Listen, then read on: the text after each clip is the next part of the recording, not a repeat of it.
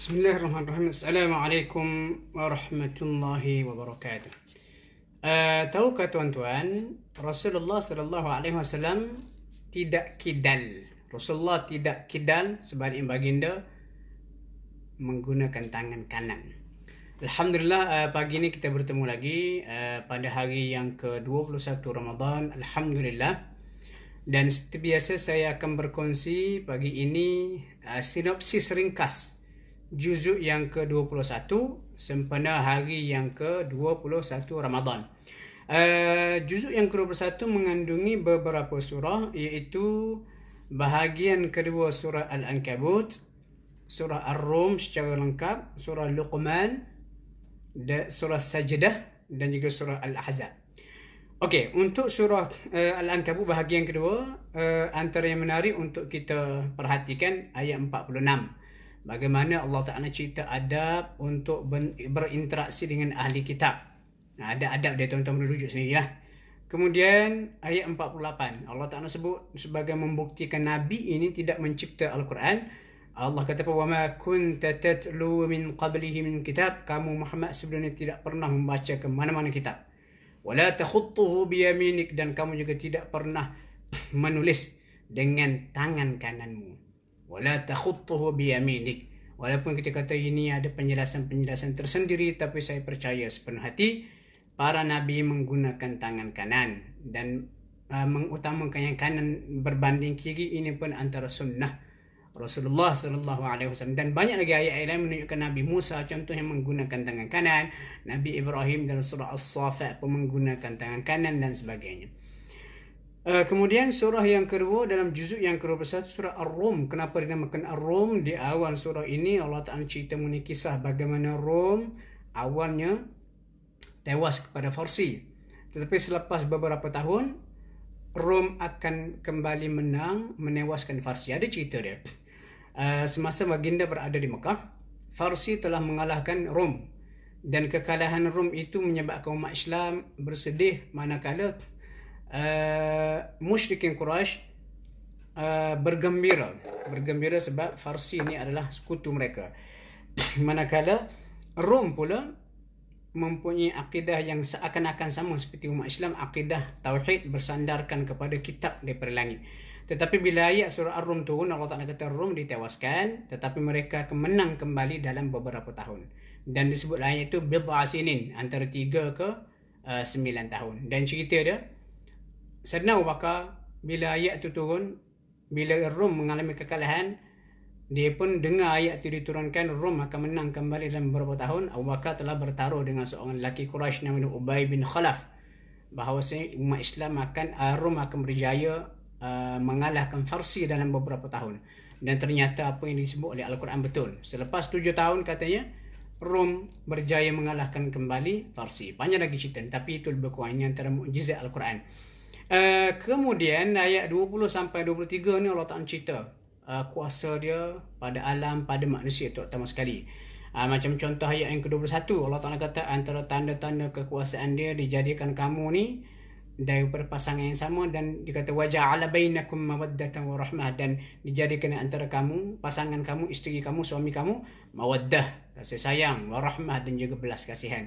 Dan ayat ni biasanya orang letak dekat kad kenduri kahwin. Sama juga pada ayat yang ke-22, Allah Ta'ala cerita bahasa dan juga perbezaan warna kulit ni antara tanda-tanda kekuasaan dia. Sebab tu kita jangan hina warna kulit, bangsa, bahasa. Sebab kalau kita hina warna kulit, bangsa dan juga bahasa, kita sebenarnya sedang menghina ciptaan Allah. Ayat 41 surah Ar-Rum cerita mengenai alam ini musnah kerana tangan-tangan manusia. Ini biasa kita dengar, dhaharul fasadu fil barri wal bahri. Dan ayat 54 Allah Ta'ala cerita mengenai tahap kejadian manusia. Allah Ta'ala cerita kata manusia daripada lemah kemudian jadi kuat, lepas kuat jadi lemah dan juga beruban. Itulah saya boleh katakan sebagai fitrah atau persumpahan kepada manusia. Kita nak tua, tak nak tua, kita akan tua, sebab itulah kejadian yang Allah Ta'ala cipta pada kita.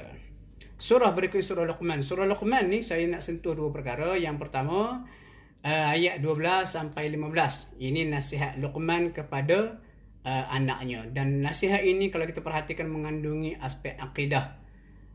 akhlak dan juga sosial. Jadi kita boleh perhatikan.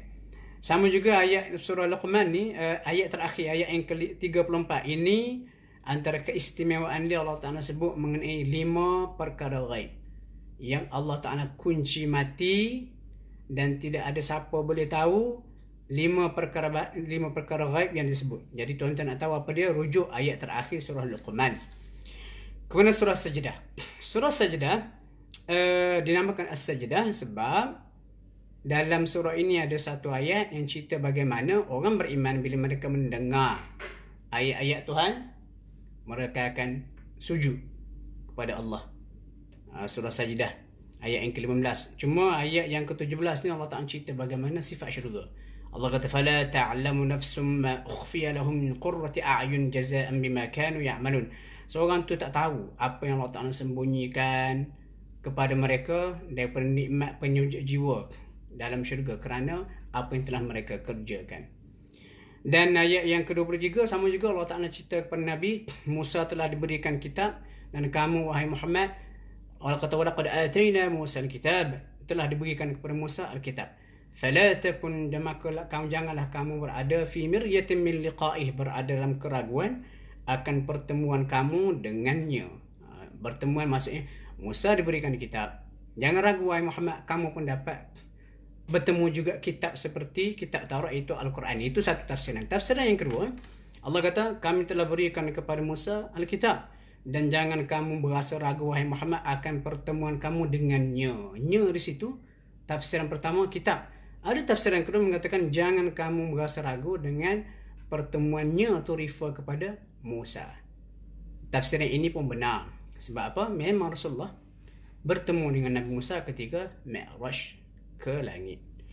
Dan yang terakhir juzuk yang ke-21 surah Al-Ahzab. Al-Ahzab ini maksudnya tentera bersekutu, pasukan bersekutu, sebab dalam surah ini cerita mengenai perang Ahzab dan bagaimana Rasulullah berhadapan dengan sangat genting dalam perang Ahzab ini, berhadapan dengan kepungan musyrikin Quraisy bersama dengan pengkhianatan Yahudi Bani Quraidah. Cuma ayat 4 hingga 5 surah Al-Ahzab, di awal surah dicerita mengenai adab-adab ataupun hukum hakam berkaitan dengan anak angkat. Maksud anak angkat haram dibinkan kepada bin kita. Itu adalah hak nasab yang Allah Ta'ala peruntukkan kepada ibu bapa mereka. Tak boleh. Tak boleh kita tarik. Cuma yang menarik, ayat yang keempat ni luar biasa. Allah Ta'ala kata apa? Ma ja'alallahu lirajulin min qalbaini fi jawfi. Allah Ta'ala tak pernah buat bagi mana-mana lelaki qalbain, ada 2 jantung dalam tubuhnya. Kenapa jantung dalam tubuh? Dia ayat ni sebenarnya refer, sindiran Allah kepada orang musyrikin Quraisy, sebab mereka percaya di Mekah dulu pada zaman Nabi ada seorang yang sangat cerdik luar biasa, dan lelaki itu berbangga. Dia kata aku ni cerdik sebab apa? Aku ada photographic memory, sebab dalam dada aku ada 2 jantung, dan setiap jantung punya kebijaksanaan luar biasa. Lalu Allah Ta'ala turunkan ayat, Allah kata tak ada. Allah Ta'ala tak pernah buat kepada mana-mana lelaki ada 2 jantung dalam dadanya. Soalan dia, kenapa Allah Ta'ala pakai lelaki? Allah kata Allah Ta'ala tidak jadikan kepada lelaki 2 jantung dalam dada dia. Kenapa lelaki? Jawab dia mudah. Ini mukjizat Al-Quran. Lelaki tidak mengandung. Sebab Allah tersebut ma ja'alallahu lirajulin. Allah Ta'ala tidak buat bagi mana-mana lelaki 2 jantung. Sebab orang perempuan ada kemungkinan dia punya 2 jantung, 3 dan sebagainya. 2 jantung ketika dia mengandung. Jantung dia, jantung baby dia. 3 jantung bila mengandung kembar. Ini antara contoh mukjizat Al-Quran. Dan seterusnya kisah perang Ahzab. Kita boleh perhati pada ayat 9 sampailah ayat yang ke-25. Dan kalau kita perhatikan dalam lingkungan ayat ini, turun satu ayat Allah kata laqad kana lakum fi rasulillahi, sesungguhnya pada Rasulullah itu ada contoh ikutan yang baik. Rupanya ayat ni turun dalam medan perang Ahzab. Maksud Rasulullah ni contoh ikutan yang baik ketika berhadapan dengan tekanan daripada pihak musuh, bagi tetap tenang dan juga boleh menghadapi situasi itu. Dan ayat 26-27 cerita perang Yahudi Bani Quraidah. Selepas tentera bersekutu lari meninggalkan Mekah kerana dipukul oleh ribut.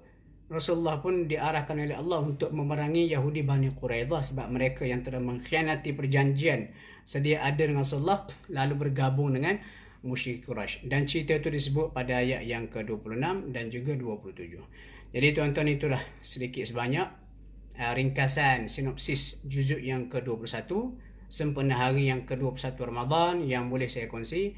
Dan pagi ini saya bersiaran daripada Kanga, Perlis sebab ada program Rawdatul I'tikaf.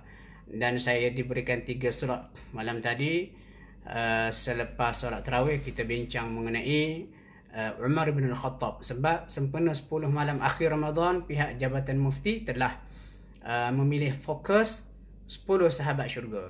Jadi malam pertama Abu Bakar dan malam tadi saya dipertanggungjawabkan untuk cerita mengenai Umar bin Khattab. Dan pagi ni saya di masjid yang sama cerita mengenai Unta Merah Negeri Jepun. Dan insyaAllah kita jumpa besok untuk sinopsis juzuk yang ke-22 dan pastinya syarat dengan berbagai pengajaran hukum hakam dan juga panduan.